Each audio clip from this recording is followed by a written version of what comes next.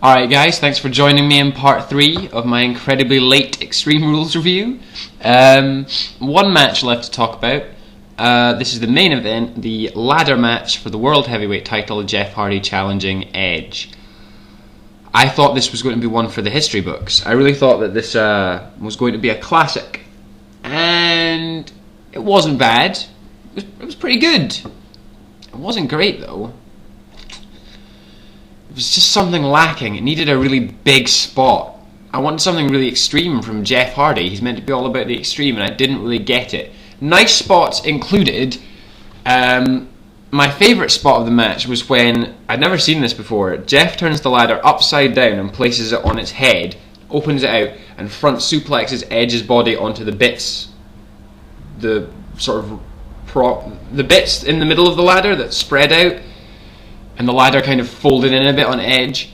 That looked really, really fucking painful. I loved it. I absolutely loved it. I thought it was brilliant. Hats off to him. Also, the spot where Edge and Jeff go off the tall ladder on the outside, they both fall off through another ladder that's propped up between the barrier and the ring, right through it. The ladder breaks. That was cool. That was really good. And the closing spot of the match was really, really good. I thought it was clever. Jeff manages to pull Edge through the rungs near the top of the ladder, so in between two rungs, Edge's body gets stuck and he can't move. I thought that was really clever, a clever way of getting Jeff up to the title. So Jeff Hardy defeats Edge to win his second World Heavyweight Championship. Or was it first World Heavyweight Championship? Was he WWE Champion last time? I can't remember. Second world title.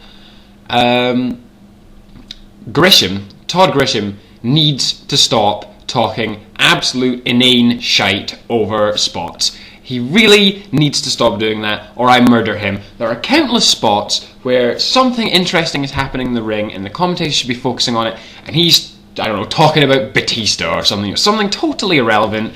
And then the spot will happen, and he doesn't react. He doesn't react at all. He sounds...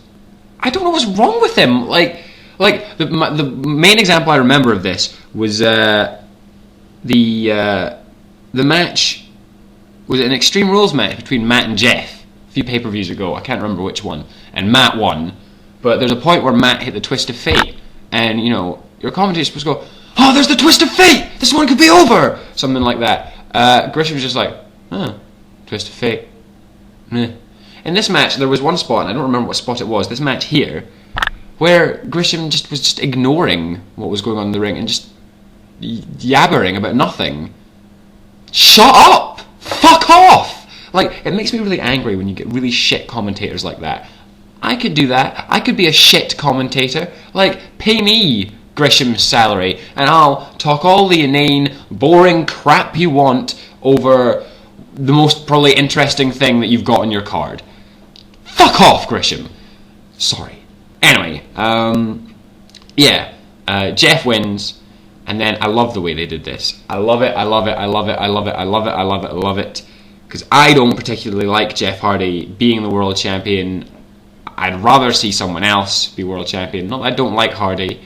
So Jeff Hardy wins and gets to celebrate for about 30 seconds, something like that, before CM Punk turns heel and cashes in Money in the Bank to beat Jeff for the World Heavyweight title. Didn't really like how CM Punk had to hit the GTS twice on Jeff, even though Jeff had already been through a ladder match. I see that they're just trying to make Jeff look strong, but it kind of makes Punk's finisher look shit and makes Punk look weak. They're good at making Punk look weak. They make Punk look weak a lot. But yeah, he hit the GTS once and Jeff kicks out, and he hits it again and Jeff is pinned. The crowd hated this. They absolutely fucking hated this. This crowd were fantastic, and they gave this so much heat, which is exactly how it was meant to be, of course.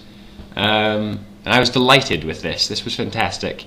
Very well done. I'm really looking forward to watching SmackDown and seeing how heel Punk develops. Of course, anyone knows from Ring of Honor that Punk is a good heel.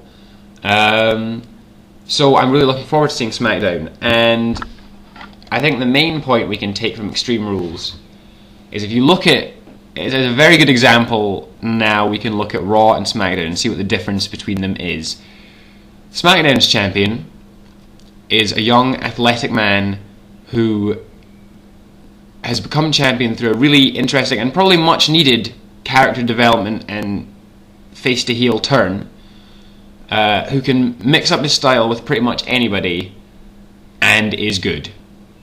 Great in the ring, in fact. Decent on the mic. You know, a good all-rounder. Raw's champion has yet to evolve. This is pretty much a good comparison between the standard and the two shows right now. Pretty appropriate. This pay-per-view was okay. Nah, it wasn't that good. It wasn't that good, really. The ECW match was watchable. It wasn't bad. The ladder match was pretty decent. Cena Big Show was awful. Batista Orton was awful. Hogpen match was vile. And the other three matches were okay. I guess the Intercontinental title match was pretty good. I just didn't really like the ending. I'd say I'd maybe give this pay-per-view a 6. But I feel generous saying a 6. I'm going to go with a 6 because I'm feeling generous, but it's pushing it. It wasn't great. But it makes me excited about watching SmackDown, so at least that's something. I look forward to SmackDown. Sorry it's so late, and I appreciate that during this review I've probably rambled quite incoherently, so again, apologies for that. I'm going to wrap up now and say anything you thought about Extreme Rules, let us know, comment and rate and subscribe if you wish. I'd love to hear what you thought, if you agree with me, disagree with me, just anything you really want to talk about Extreme Rules is good. I'd love to get into a discussion about it. Thanks very much for watching and bearing with me. I hope you guys take care and have a good one. I'll catch you guys later.